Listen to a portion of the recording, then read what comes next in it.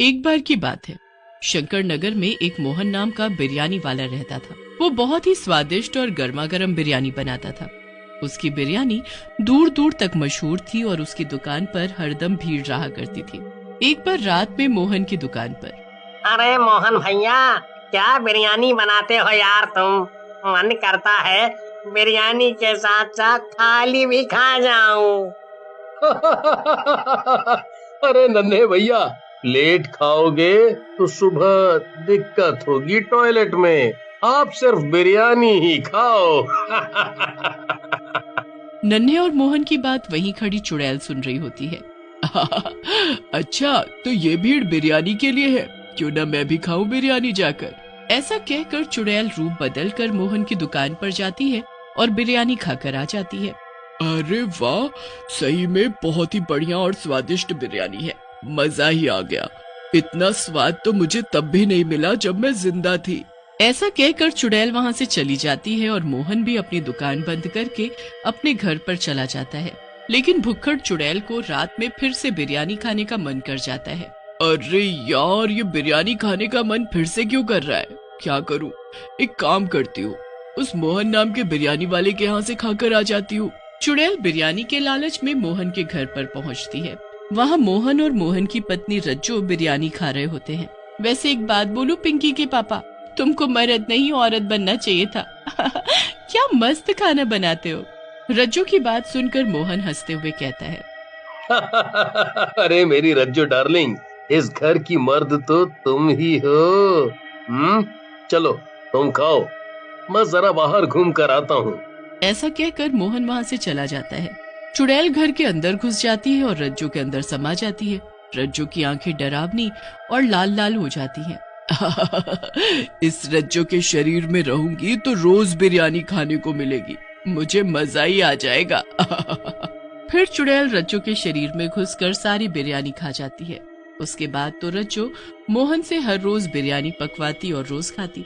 रज्जो की बदली हुई आदतें देखकर मोहन को शक होता है और वो रज्जो से पूछता है। अरे रज्जो, तुम पिछले कई दिनों से रोज बिरयानी खा रही हो, तुम्हारा कुछ और खाने का मन नहीं करता? मैं तो बिरयानी खा कर और देख देख कर परेशान हो गया हूँ। मोहन की बात सुनकर रज्जो मोहन से बोलती है, अब तुम बोर हो गए हो तो हम क्या करें? हम खाए भी नहीं अपनी मर्जी का।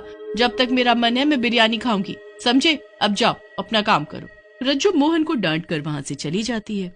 मोहन भी अपने काम पर लग जाता है। एक रात चुड़ैल बाहर निकलती है और रज्जो से बोलती है। अरे रज्जो, तू तो बड़ी ही किस्मत वाली है। क्या मस्त बावर्ची पति मिला है तुझे, क्या मस्त मस्त बिरयानी बनाकर खिलाता है तुझे। चुड़ैल की बात सुनकर रज्जो कहती है, चुड़ैल, तुम कहाँ से आई हो और यहाँ क्या कर रही हो? मैं जहाँ कहीं से भी आई हूँ, लेकिन अब मैं तेरे शरीर में ही रहती हूँ और जब तक मेरा मन करेगा मैं तेरे शरीर में ही रहूंगी, समझी क्या? चुड़ैल की बात सुनकर रज्जो चुड़ैल से बोलती है, नहीं नहीं चुड़ैल जी, ऐसा मत करिए, मुझे जाने दीजिए। लेकिन चुड़ैल फिर से रज्जो के शरीर के अंदर समा जाती है। इस तरह कई दिन बीत जाते हैं। एक दिन मोहन बिरयानी बनाने की तैयारी कर रहा होता है, तभी वहाँ रज्जो आती है और बोलती है, अरे क्या हुआ जी, अभी तक बिरयानी नहीं बनाई आपने? चलो आज मैं भी देखती हूँ आप बिरयानी कैसे बनाते हैं। रज्जो की बात सुनकर मोहन गुस्से में आ जाता है और बोलता है, ए औरत, ज्यादा मत बोल, खाने को दे रहा हूँ ना, तू सिर्फ खाने का काम कर, ज्यादा दिमाग ना चला, ये मेरा काम है। मोहन को गुस्से में देखकर रज्जो वहाँ से चली जाती है। मोहन अपने काम में लग जाता है और बिरयानी बनाकर बाजार में बेचने चला जाता है। ये मोहन बिरयानी बनती देखने के नाम पर इतना क्यों उछल रहा है? ये ऐसा क्या करता है जो मैं नहीं देख सकती? मुझे पता लगाना होगा इसकी बिरयानी का राज। उसके बाद रज्जो मोहन पर नजर रखने लगती है, लेकिन बहुत कोशिशों के बाद भी उसे बिरयानी बनाने का तरीका पता नहीं चल पाता। लेकिन एक रात जब मोहन बिरयानी बनाने की तैयारी कर रहा होता है, रज्जो छिपकर देखने लगती है। जब से मैं इस बिरयानी में बच्चों का मांस मिला रहा हूँ, तब से लोग बहुत ही चटकारे लेकर बिरयानी खा रहे हैं।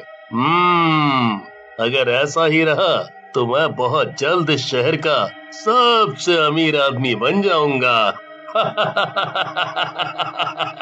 मोहन की बात सुनकर रज्जो हैरान रह जाती है और डरावनी आवाज में बोलती है, अरे ये मोहन तो बहुत बड़ा शैतान निकला, छोटे छोटे बच्चों का मांस मिलाकर इसमें खिला रहा है। इस दुष्ट की तो जान ले लेनी चाहिए, मुझे इसकी पत्नी को सब बताना चाहिए।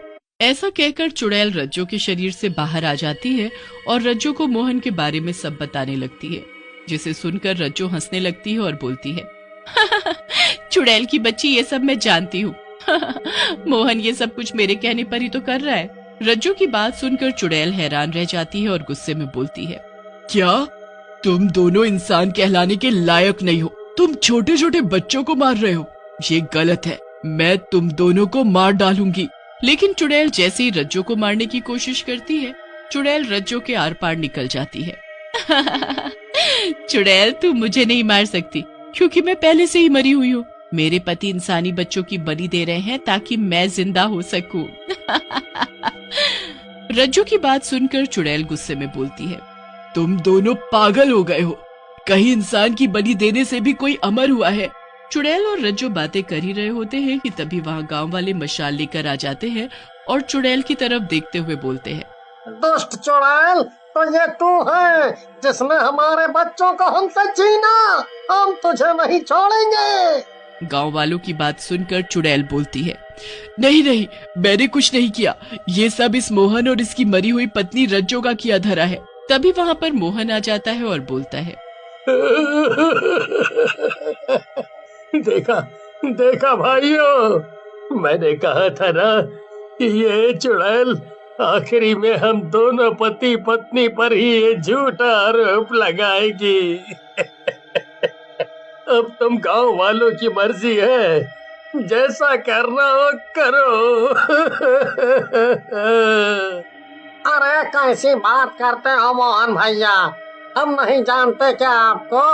आप कुछ मत बोलो, हमें पता है ये चुड़ैल झूठ बोल रही है, ये सब इसी ने किया है। ऐसा कहकर सारे गांव वाले चुड़ैल पर लाठी और डंडों से हमला कर देते हैं। चुड़ैल वहाँ से किसी तरह जान बचाकर भागती है। चुड़ैल के जाने के बाद गांव वाले भी वहाँ से चले जाते हैं। मोहन रज्जो से कहता है,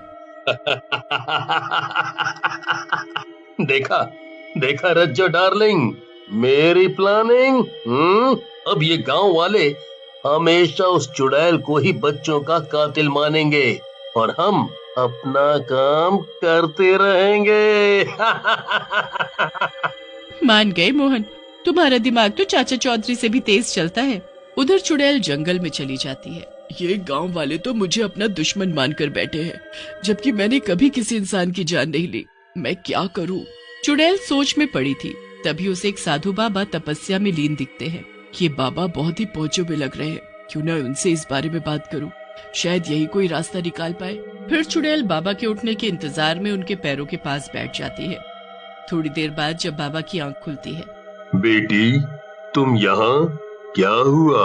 आज एक चुड़ैल को इस बाबा की जरूरत कैसे पड़ गई?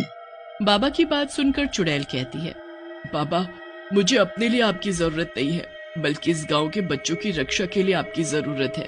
फिर चुड़ैल बाबा को मोहन और उसकी पत्नी रज्जो के बारे में पूरी बात बता देती है, जिसे सुनने के बाद बाबा बोलते हैं, इन दुष्ट पति पत्नी का कुछ करना होगा। इस मोहन को जरूर काला जादू आता है, जिससे इसने अपनी मरी हुई पत्नी की आत्मा को वश में कर रखा है। मुझे ले चलो उन दोनों के पास। फिर बाबा और चुड़ैल मोहन के पास चले जाते हैं। मोहन बाबा और चुड़ैल को देखकर बोलता है, पहली बार साधु और चुड़ैल को साथ में देख रहा हूँ। मजा आ गया, मजा आ गया। मोहन ज्यादा ही मत कर और अपनी पत्नी की आत्मा को यहाँ से जाने दे और बच्चों की हत्या बंद कर, नहीं तो मुझसे बुरा कोई नहीं होगा। ऐसा कहकर बाबा अपने हाथ ऊपर करते हैं। उनके हाथों से एक तेज रोशनी निकलती है जो रज्जो के ऊपर पड़ती है। रज्जो वहाँ से गायब हो जाती है। ये देख मोहन गुस्से में आग बबूला हो जाता है। ये क्या किया बुड्ढे? मेरी मेहनत बर्बाद कर दी, मेरी पत्नी की आत्मा को यहाँ से भेज दिया। अब तेरी बारी है। ऐसा कहकर बाबा एक त्रिशूल से मोहन की गर्दन काट देते हैं। बाबा, आप धन्य है, आपने कितने मासूम बच्चों की जान बचा ली, नहीं तो ये दुष्ट उनको ऐसे ही मार डालता। फिर चुड़ैल और बाबा अपने अपने रास्ते पर चले जाते हैं।